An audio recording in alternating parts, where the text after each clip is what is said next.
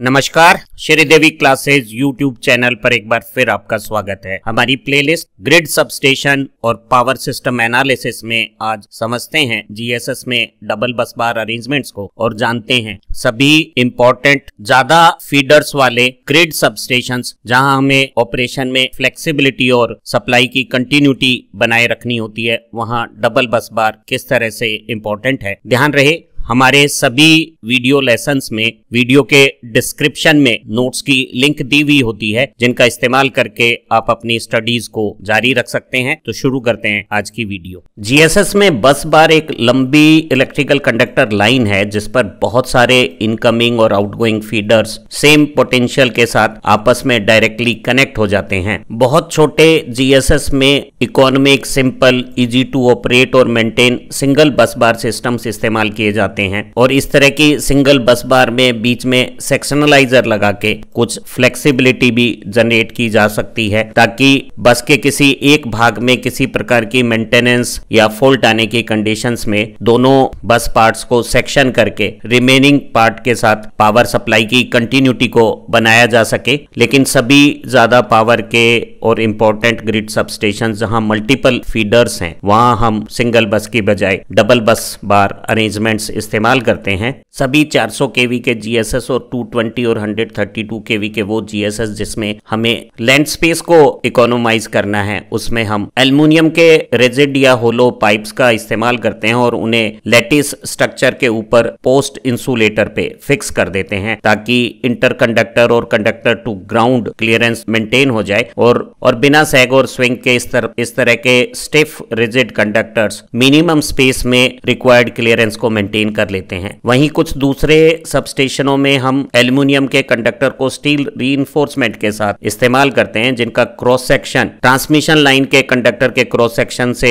Relatively ज्यादा लिया जाता है, क्योंकि यहाँ हमें ज्यादा करंट को हैंडल करना पड़ता है और बस के पास फॉल्ट कंडीशंस में फॉल्ट करंट के लेवल्स भी ज्यादा होते हैं। इन कंडक्टर्स को हम स्ट्रेन टाइप डिस्क इंसुलेटर की स्ट्रिंग्स के साथ रिक्वायर्ड टेंशंस के साथ और इंटरकंडक्टर क्लियरेंस के साथ लैटिस स्ट्रक्चर पे हैंग कर देते हैं। बस बार पे अलग अलग फीडर्स और एपरेटस के कनेक्शंस को सुटेबल लोकेशन से प्रॉपर टाइट जॉइंट्स बनाकर टेपिंग्स निकाली हुई होती है। वहीं लैटिस स्ट्रक्चर पे अप्रोप्रिएट हाइट के साथ जीएसएस में बस बार और दूसरे एपरेटस के लाइटनिंग प्रोटेक्शन के लिए अर्थ या शील्ड वायर को प्लेस किया हुआ होता है, जिसकी इंक्लूडेड 30 डिग्री की प्रोटेक्शन एंगल्स में इंटायर जीएसएस के बस बार और दूसरे अपरेटस प्रोटेक्शंस में आ जाते हैं। एक बस बार को नॉर्मल ऑपरेशन के दौरान सारे कनेक्टेड फीडर्स के लोड करंट को कैरी करना पड़ता है और फॉल्ट की सीवियर बस बार पोजीशंस पर जो हैवी फॉल्ट करंट आता है उस पर भी इसे सेफ रहना जरूरी है। बस बार के ऊपर अगर कोई जॉइंट पुअर क्वालिटी का बना हुआ है या लूज जंपर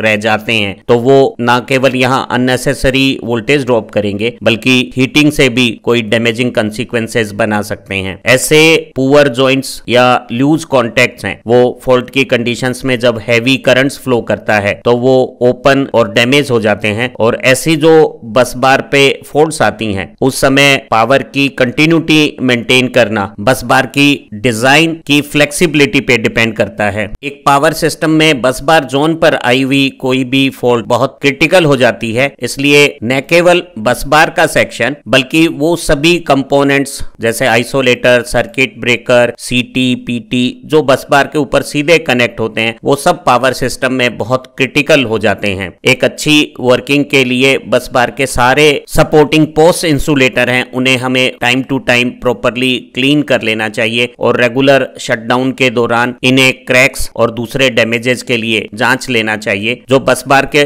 ऊपर अलग अलग फीडर्स और इक्विपमेंट्स के जॉइंट्स होते हैं, उनके टर्मिनल कनेक्शन, दूसरे क्लैंप्स, उनके ऊपर नट बोल्ट प्रॉपरली टाइट होने चाहिए और अच्छा इलेक्ट्रिक कांटेक्ट बनाएं। एक अच्छा इलेक्ट्रिक कांटेक्ट ऑपरेशन के दौरान जैसा हमारा रिमेनिंग बस बार का कंडक्टर है उतना ही गर्म रहना चाहिए, उसे एक्सेसिव ज्यादा गर्म नहीं होना चाहिए। छोटे कम प्रायोरिटी के जीएसएस में हम सिंगल बस बार के साथ सेक्शनलाइजर टाइप अरेंजमेंट इस्तेमाल करते हैं, जिसमें अगर किसी एक बस बार सेक्शन पे अगर फॉल्ट भी आती है तो हम दूसरे बस बार सेक्शन की मदद से पावर सप्लाई की कंटिन्यूटी को मेंटेन कर सकते हैं। किसी एक सेक्शन में रूटीन रूटीन मेंटेनेंस कर सकते हैं। लेकिन इस अरेंजमेंट में बस बार जोन के अंदर किसी भी इक्विपमेंट या सर्किट ब्रेकर में कोई फॉल्ट आती है तो पूरे जीएसएस की सप्लाई को शटडाउन लिए बिना हम प्रॉब्लम्स के सॉल्यूशंस नहीं निकाल सकते हैं। इनमें बहुत ज्यादा फ्लेक्सिबिलिटी नहीं होने के कारण सारे इंपॉर्टेंट ग्रिड सबस्टेशंस पे हम सिंगल की बजाय डबल बस बार अरेंजमेंट्स इस्तेमाल करते हैं। डबल बस बार अरेंजमेंट में हम दो बस मेन और ट्रांसफर बस का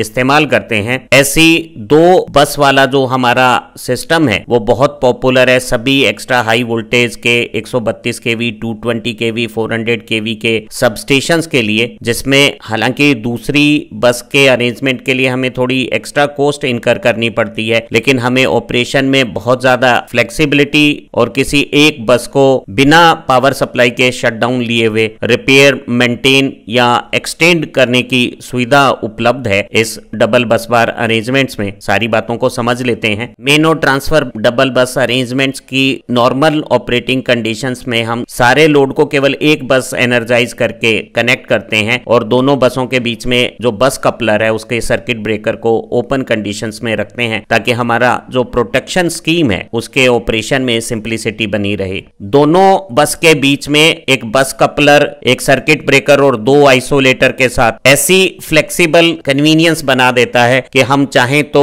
एक बस का सारा लोड दूसरी बस पर ट्रांसफर कर सकते हैं और जीएसएस पे ओवरलोडिंग की कंडीशंस में दोनों बसों को एक साथ भी इस्तेमाल कर सकते हैं। अगर किसी डबल बस अरेंजमेंट में सारा लोड मेन बस पर है और उसे हमने ट्रांसफर बस पर शिफ्ट करना है तो क्या स्टेप्स हमें फॉलो करनी होगी। अगर हम सारे आइसोलेटर को इस प्रकार कनेक्ट कर दें और उसके बाद रेस्पेक्टिव सर्किट ब्रेकर को ऑन कर देते हैं तो हमारे सारे इनकमिंग फीडर मेन बस पर हैं और सारे आउटगोइंग फीडर और लोड और ट्रांसफार्मर बस भी मेन बस पर है। अब हमें इस लोड को जो एनर्जाइज्ड मेन बस है उससे ट्रांसफर बस पे शिफ्ट करना है। तो सबसे पहले हम बस कपलर में दोनों आइसोलेटर को क्लोज कर देंगे और उसके बाद सर्किट ब्रेकर से दोनों बसों को आपस में एक सिंगल बस विद सेक्शनलाइज जैसा अरेंजमेंट कर देंगे। दोनों बस पर ये जो टर्मिनल्स हैं जिनके बीच में ये आइसोलेटर है वो सेम पोटेंशियल्स पर हैं और अगर हम इस आइसोलेटर को क्लोज करते हैं तो कोई करंट फ्लो इस आइसोलेटर के थ्रू हैवी स्पार्किंग नहीं बनाएगा। तो ऐसी स्थिति में आइसोलेटर को क्लोज किया जा सकता है। इसी तरह से हम इन दोनों बसों को, क्योंकि बस कपलर से जुड़े हुए हैं, सेम पोटेंशियल की कंडीशन है, तो इस दूसरे आइसोलेटर को इस तीसरे आइसोलेटर को कनेक्ट करके हम लोड को दोनों बसों से जोड़ सकते हैं। हालांकि दूसरी बस कपलर से वैसे ही एनर्जाइज्ड है। अब हम दूसरी तरफ आउटगोइंग फीडर्स को भी और ट्रांसफार्मर सेक्शंस को भी आइसोलेटर से कनेक्ट कर सकते हैं और इस कनेक्शन के दौरान क्योंकि दोनों बस सेम पोटेंशियल्स पर है इसलिए आइसोलेटर के अक्रॉस कोई पोटेंशियल डिफरेंस या स्पार्किंग नहीं होगी। ऐसी स्थिति में हम पाएंगे कि हमारा जो इनकमिंग फीडर है वो अपने दोनों आइसोलेटर साइड से दोनों बसेस पे करंट को फीड करके दोनों बसों से आउटगोइंग फीडर्स के लिए करंट को दोनों आइसोलेटर के रास्ते से फ्लो कर रहा है। इस मेकिंग ऑपरेशन के दौरान हमने किसी भी लोड या सप्लाई को कट ऑफ या कोई शटडाउन नहीं किया है। इस प्रकार हमारे ग्रीन हाईलाइट में आए हुए आइसोलेटर है वो ट्रांसफर बस के साथ इनकमिंग फीडर और आउटगोइंग लाइंस का कनेक्शन बना रहे हैं। वहीं नीली लाइन के आइसोलेटर्स हैं उनके कनेक्शन मेन बस से है। इस स्थिति में हम सभी मेन बस के आइसोलेटर्स को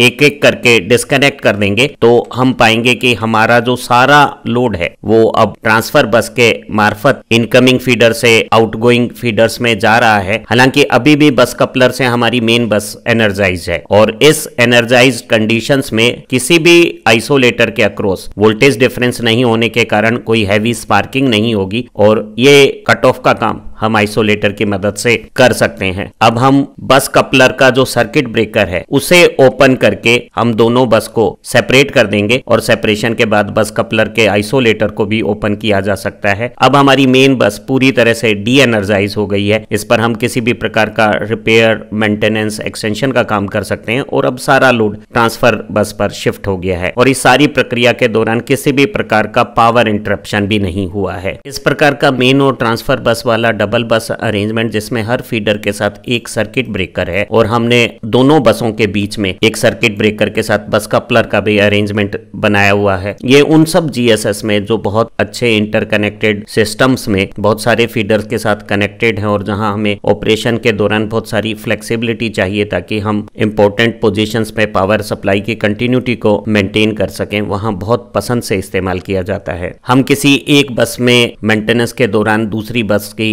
मदद से पावर सप्लाई की कंटिन्यूटी मेंटेन कर सकते हैं। हम चाहें तो दो अलग अलग प्रकार की सप्लाईज को, एक को मेन बस के साथ लोड से कनेक्ट कर सकते हैं और दूसरी को ट्रांसफर बस से कनेक्ट करके बस कपलर को ओपन रखते हुए दो अलग अलग सेपरेट सिस्टम्स को ऑपरेट कर सकते हैं। हम हमारे ऑपरेशन के दौरान दोनों में से किसी भी एक बस पे मेंटेनेंस या रिपेयर की एक्सरसाइज करते समय सारे लोड को किसी भी दूसरी बस पे शिफ्ट कर सकते हैं। लेकिन बस बार सेक्शंस में ये जो ब्रेकर कनेक्ट हैं, इनमें मेंटेनेंस करते समय हमें जीएसएस पे एक कंप्लीट शटडाउन की आवश्यकता पड़ सकती है। तो इनसे बचने के लिए हम थोड़ा महंगा लेकिन ज्यादा फ्लेक्सिबल डबल ब्रेकर अरेंजमेंट इस्तेमाल करते हैं, जिसमें हर फीडर में एक ब्रेकर की बजाय दो ब्रेकर का इस्तेमाल किया जाता है और उस तरह के सिस्टम में हमें किसी भी प्रकार के बस कपलर की भी आवश्यकता नहीं होती है। जरा समझते हैं डबल बस डबल सर्किट ब्रेकर अरेंजमेंट किस तरह से काम करता है। डबल सर्किट ब्रेकर के साथ जो डबल बस अरेंजमेंट है वो पुराने डबल बस सिस्टम जैसा ही है, बस एक फर्क है कि हर फीडर के साथ एक सर्किट ब्रेकर की बजाय हम दो सर्किट ब्रेकर का इस्तेमाल करते हैं और हमें बस कपलर की आवश्यकता नहीं है। ऐसे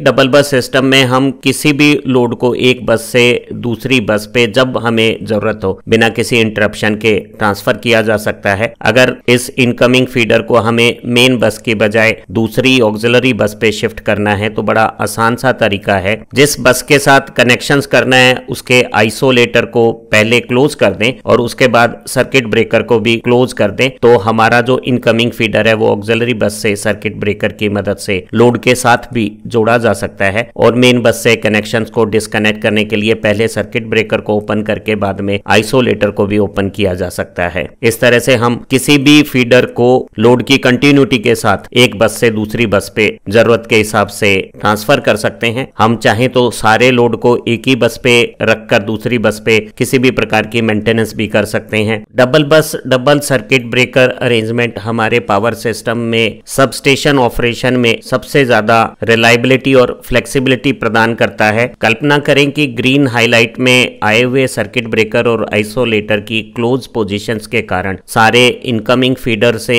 मेन बस एनर्जाइज्ड है और सारे आउटगोइंग फीडर्स भी इसी के साथ कनेक्ट हैं। और इस बस बार सेक्शन में या इस सर्किट ब्रेकर के किसी सेक्शंस में कहीं अगर फॉल्ट आती है तो डिस्क्रिमिनेशन के अनुसार ये सारे सर्किट ब्रेकर ऑटोमेटिकली ऑपरेट होकर इस बस को डी एनर्जाइज कर सकते हैं। और अब हम जो दूसरे आइसोलेटर्स हैं उन्हें क्लोज करने के बाद इनके रेस्पेक्टिव सर्किट ब्रेकर की मदद से सारे इनकमिंग फीडर्स और आउटगोइंग फीडर्स को दूसरी ऑक्सिलरी बस के साथ कनेक्ट कर सकते हैं और इस ग्रीन हाईलाइट वाले सेक्शंस में आवश्यक मेंटेनेंस के काम को कर सकते हैं और मिनिमम डिस्टरबेंस के साथ पूरी फ्लेक्सिबिलिटी से हम फॉल्ट की कंडीशंस में भी सिस्टम को इजीली ऑपरेट कर सकते हैं। तो किसी भी आपात स्थिति में हम ग्रीन हाईलाइट से मेन बस बार के कनेक्शंस को शान हाईलाइट वाले ऑक्सिलरी बस एनर्जाइजेशन वाले कनेक्शंस में बहुत तेजी से अदला बदली कर सकते हैं और ये बहुत flexible operations double circuit breaker arrangement से हमें प्राप्त हो गया है। इस अरेंजमेंट में हमें हर फीडर को दोनों बसों पे जोड़ने के लिए दो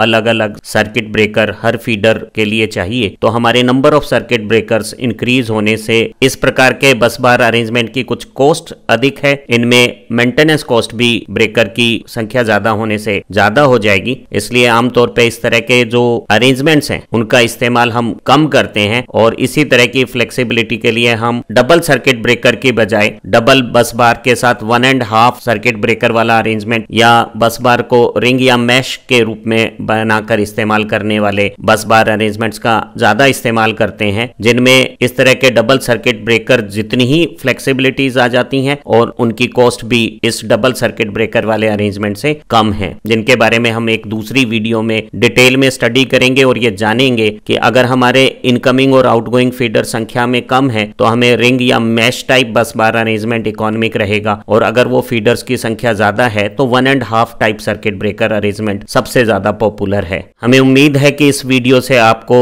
जीएसएस पे डबल बस बार अरेंजमेंट किस तरह से काम करता है और सिंगल सर्किट ब्रेकर के बजाय डबल सर्किट ब्रेकर के साथ हमारा ऑपरेशन किस प्रकार ज्यादा फ्लेक्सिबल होता है, ये अच्छी तरह से समझ में आ गया होगा। हमारी इसी प्लेलिस्ट की दूसरी वीडियो से आप ग्रिड सबस्टेशन के बारे में अपनी प्रैक्टिकल समझ को और इम्प्रूव कर सकते हैं, और दूसरी प्लेलिस्ट से भी आप अपनी विषय समझ को इम्प्रूव कर सकते हैं। आप अच्छा पढ़ें, तरक्की करें। Have nice time. Thank you very much once again.